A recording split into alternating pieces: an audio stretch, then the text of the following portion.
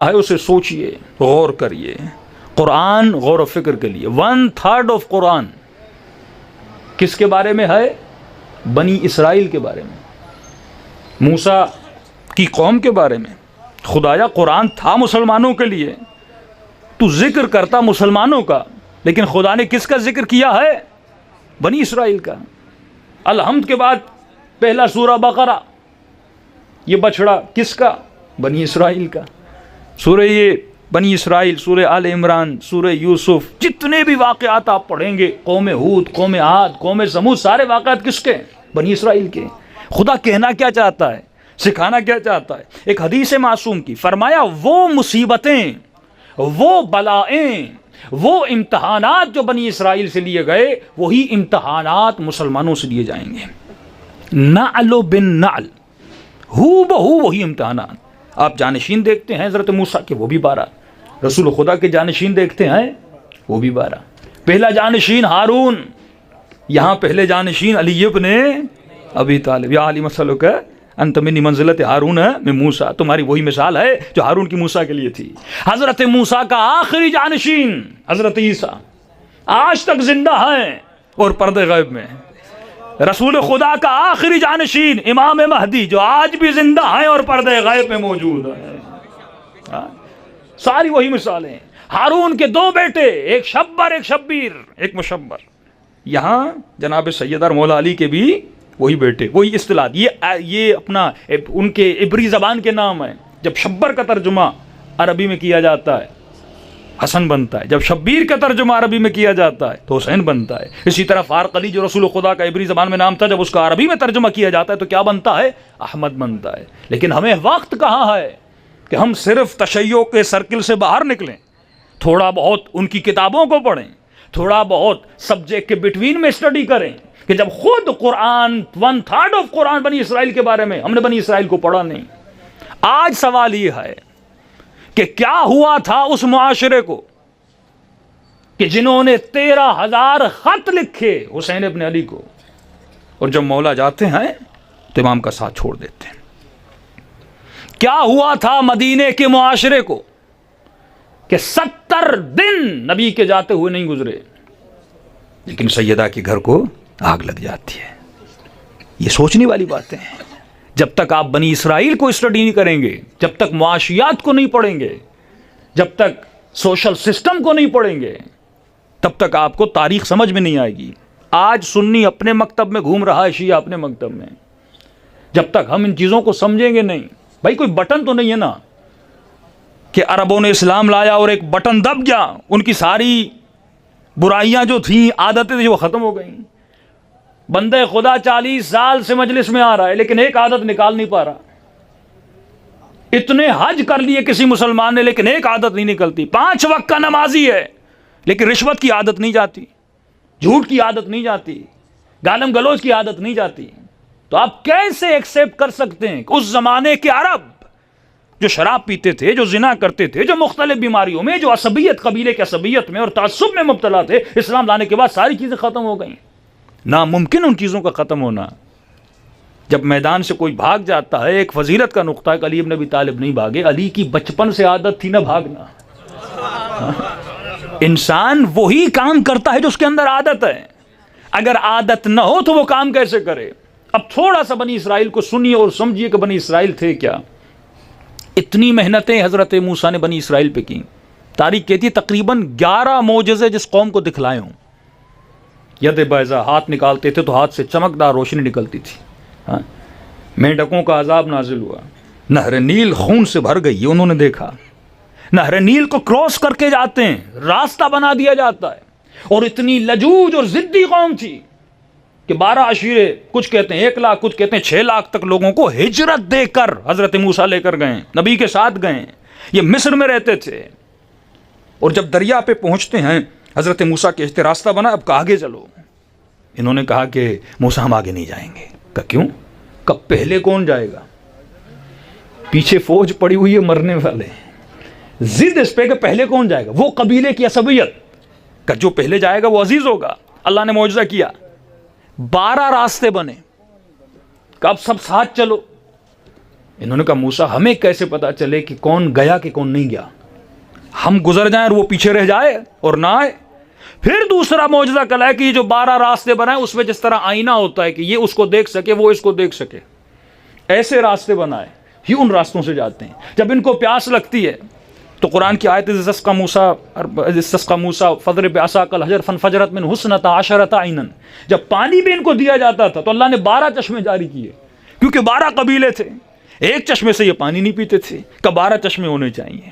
لیکن یہی قوم جب نہر سے گزر جاتی ہے، اتنے معجزے دیکھنے کے بعد بھی، گزرنے کے بعد بھی، جب نہر کے دوسرے کنارے پہنچتی ہے، چلتے چلتے راستے میں ایک گاؤں کو دیکھتے ہیں، قبیلے کو دیکھتے ہیں، اس گاؤں میں بچڑے کی عبادت کی جاتی تھی، بھینس کا بچہ۔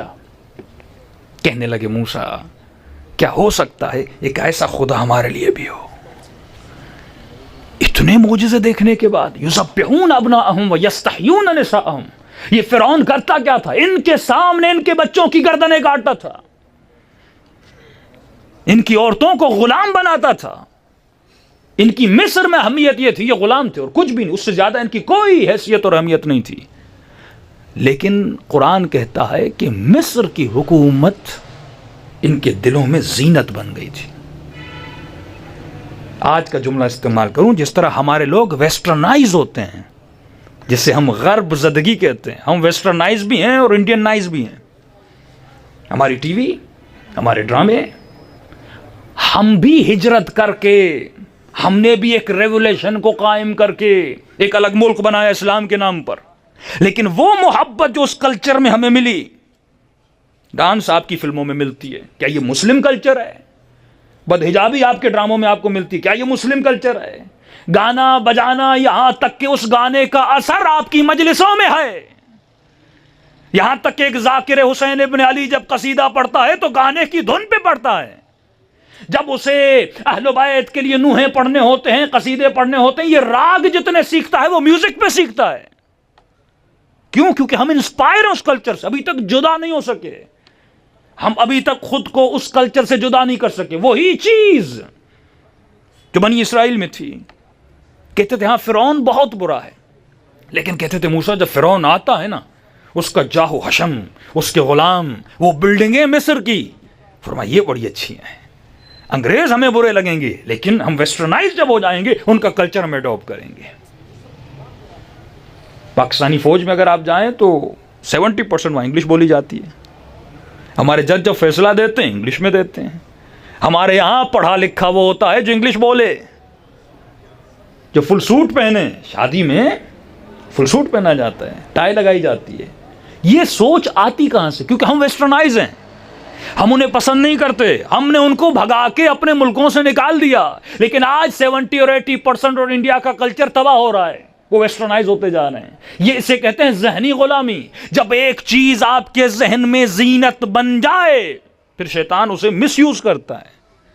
ان کے دلوں میں بچڑے کی محبت تھی۔ بچڑے کی کیوں تھی؟ کیونکہ مصر کے کلچر میں خدا بہت تھے، لیکن جو بچڑے کی عبادت کرتا تھا وہ ماڈرن تھا، اس کا لیول بہت کیا تھا؟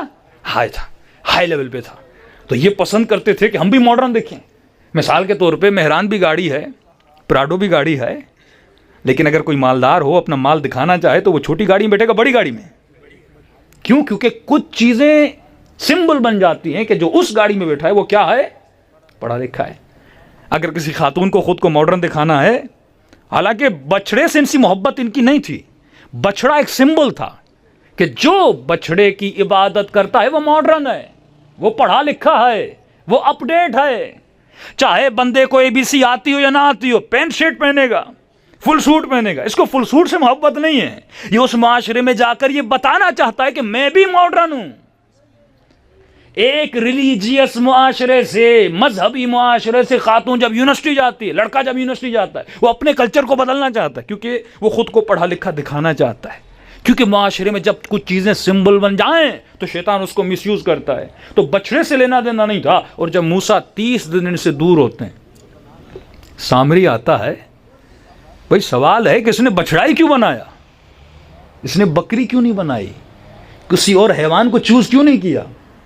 کیا بنایا؟ بچڑا۔ کیونکہ سامری کو پتا تھا ان کے دلوں میں بچڑا زینت بنا ہوا ہے۔ یہ شیطان کا مین حربہ ہے جسے وہ یوز کرتا ہے. مولا فرماتے یہ سوچ اے شیعو کونوا لنا زینا ولا تکونوا لنا شینا، تو علی کے لیے باعث زینت بن، باعث ذلت نہ بن. اگر میں علی کے لیے باعث زینت بننا چاہتا ہوں تو مجھے دیکھنا پڑے گا کہ مولا علی کے دل میں کون سی چیز زینت ہے کہ میں وہ اپناؤں، اور جب مولا مجھے دیکھیں تو کہیں ہاں یہ میرے لیے باعث زینت ہے. مثال کے طور پہ میں مجلس میں شراب کا گلاس لے کے کھڑا ہو جاؤں اور کہوں ہاں بھائی آؤ جو سے شراب پینی ہے پی لے، آپ لوگ جوتے ماریں گے کہ نہیں؟ کیونکہ آپ کے لیے شراب زینت نہیں ہے.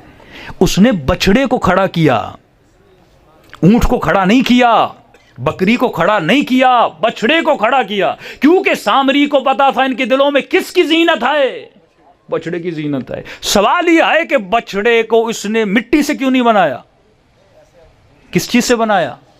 سونے سے بنایا. دوسری جو ان کے دل میں محبت تھی وہ مال تھا، وہ سونا تھا. بچڑے کو سونے بنایا، سارے لوگ اس کے اوپر سلپ ہوتے چلے گئے. تو فرمایا تجھے پہلے یہ دیکھنا ہے، قلب سلیم جب ہم کہتے ہیں، اہل بیت جس چیز کو تربیت دینے آئے وہ فؤاد ہے، وہ قلب ہے. تجھے یہ دیکھنا ہے کہ تیرے دل میں کس چیز کی زینت ہے. اگر تم نے اس زینت کو پہچان لیا اور نکالا نہیں، اگر مال کی زینت ہے، شیطان سبجیکٹ بھی وہ چوائس کروائے گا جس میں مال زیادہ ہو، رشتہ بھی وہاں کروائے گا جس میں مال زیادہ ہو، دوستیاں بھی ان سے کروائے گا جس میں مال زیادہ ہو. آپ کو کھینچتا جائے گا، کیونکہ کیا ہے کہ زینت کیا ہے، مال بن گیا. لیکن جس کے دل میں زینت امام زمانہ ہو، جس کے دل میں زینت حسین ابن علی ہو، جس کے دل میں زینت علم دین ہو، جس کے دل میں زینت جنت ہو، وہ اسی راستے پہ کھنچتا ہو جائے گا. یہ میگنیٹ ہے، آپ کو دیکھنا ہے کہ میں کیسے کھنچتا ہوا جا رہا ہوں. عجیب انسان ہے، اسے غلامی پسند نہیں، آپ کی نیچر میں غلامی نہیں ہے. اگر میں کہوں کہ مولانا ہمیں شیڈول دیجئے، میں کہوں کل صبح 8 بجے اٹھنا ہے، 9 بجے انڈا کھانا ہے، دوپہر کو 12 بجے کدو کھانے، رات کو پھر 8 بجے بینگن کھانے، ایک دن برداشت کریں گے، 2 دن کریں گے، کہیں گے مولانا میں برداشت نہیں کر سکتا. اچھا بھائی کیوں؟ یہ بچہ کیوں چڑھتا ہے اتنا جب اسے صبح 7 بجے اٹھایا جاتا ہے؟ جو اسٹرکٹ سکولز ہوتے ہیں جہاں پہ ٹریننگ اسٹرکٹ ہوتی ہے، آدمی بیزار ہو جاتا ہے. کیوں؟ کیونکہ آپ کے فطرت میں غلامی نہیں ہے. ٹھیک ہے نا؟ یعنی ہم ایکسٹرنل غلامی کو برداشت نہیں کرتے کہ کوئی مجھے آرڈر دے کہ یہ کرو وہ کرو، میں برداشت نہیں کرتا. بھائی کروں گا اپنی مرضی سے کروں گا، یا اگر بات سمجھ میں آئے گی تو کروں گا، بات اچھی لگے گی تو کروں گا. مجھے یہ غلامی، زنجیروں میں جکڑنا، جیل میں رہنا پسند نہیں ہے. اب مولا علی کا جملہ فرمایا عجیب انسان ہے، اسے باہر کی غلامی تو پسند نہیں ہے پر اندر کی غلامی پسند ہے. تو اندر سے غلام ہے. کس کا غلام ہے؟ نفس کا غلام ہے. وہ تجھے کہتا ہے اٹھ تو اٹھتا ہے، وہ تجھے صبح کہتا ہے سردی ہے سو جا تو سو جاتا ہے، وہ تجھے جہاں جہاں لے جائے. تو تقویٰ ہے اندر کی غلامی سے آزادی کا نام، تقویٰ ہے انٹرنل فریڈم کا نام، کہ جو تو سوچے تمہاری عقل سوچے وہ تو کر. کہیں ایسا نہ ہو کہ مال کی محبت تمہاری عقل کو غلام بنا دے. اے جبان کہیں ایسا نہ ہو تو شہوت تمہیں اپنا غلام بنا. یہ ایموشنز ہیں نا، جب تک ان ایموشنز کو ڈسکرائب کرنا ہم نہیں سیکھیں گے. شہوت بھی ایک حقیقت ہے، حب مال بھی ایک حقیقت ہے، ڈر بھی ایک حقیقت ہے، وہم بھی ایک حقیقت ہے. لیکن سوال یہ ہے مجھے اس کو یوز کیسے کرنا ہے؟ یہ کون سکھائیں گے؟ علی ابن ابی طالب. سب چیزیں خدا نے آپ کو دی ہوئی ہیں. بھائی گاڑی ہے، لیکن سوال یہ ہے مجھے اس گاڑی کو سکھانے والا جو استاد ہے وہ کسے بنانا ہے؟ عقل آپ کے پاس بھی ہے، انگریز کے پاس بھی، یہی جسم، یہی زبان، یہی آنکھیں، یہی کان، یہی احساسات، یہی جذبات سب کے پاس ہیں. لیکن ہر کسی نے اپنے لیے الگ الگ استاد چنا. خوش نصیب ہو کہ خدا نے تجھے علی جیسا استاد دیا.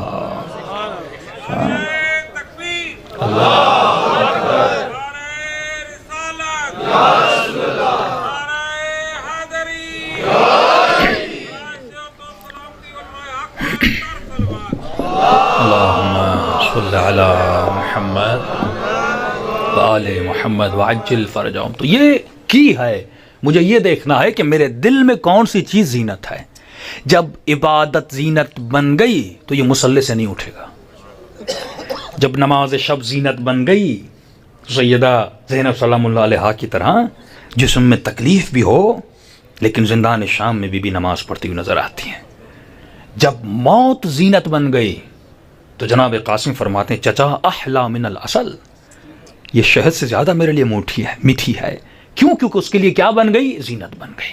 بنی اسرائیل کے لیے بچڑا زینت تھا، اس وقت کے شیطان نے بچڑے کو زینت بنایا. سونا زینت تھا. قارون کون تھا؟ اسی بنی اسرائیل سے تھا، رشتہ دار ہے. مال کو جمع کرتا تھا، اور یہی بنی اسرائیل جب قارون کے مال و دولت کو دیکھتے تھے تو آہ حسرت میں کہتے تھے ہمیں کیا ملا موسیٰ کا ساتھ دینے میں، یہ دیکھو اسے مال بھی ملا، اسے دولت بھی ملی۔ یہی وجوہات تھیں مدینے کے معاشرے میں، جس طرح وہ خود کو اس معاشرے سے جدا نہ کر سکے۔ اور سورہ بقرہ جب آپ پڑھتے ہیں ایک قتل ہو جاتا ہے، 12 قبیلے آپس میں لڑتے ہیں، موسیٰ سمجھا کر تھک جاتے ہیں، لیکن یہ لڑائی نہیں چھوڑتے، قاتل کون ہے، ہمیں قاتل دو۔ اب قاتل نہ ملتا، یہ 12 کے 12 ایک دوسرے کو مار دیتے۔ اللہ نے وحی نازل کی، موسیٰ ان کو کہو کہ میں بتاؤں گا قاتل کون ہے۔ بہت خوش ہوئے، موسیٰ قاتل کون ہے؟ اللہ نے کہا ایسے نہیں بتاؤں گا، میں قاتل کا نہیں بتاؤں گا، جو مر گیا ہے اسے زندہ کروں گا، اور وہ تمہیں بتائے گا کہ مجھے کس نے قتل کیا۔ یہ بہت خوش ہوئے، کہ موسیٰ یہ ہو جائے جھگڑا ختم، اسی ایک کو پکڑیں گے اور مار لیں گے۔ اچھا کیا کریں؟ اللہ نے کہا بچڑے کو ذبح کرو، پہلے اس محبت کو تو مار جو تمہارے دل میں زینت بنی ہوئی ہے۔ یہی کام شیطان کرتا ہے، وہ زینت کو پیدا کرتا ہے، خدا زینت کو قتل کرتا ہے۔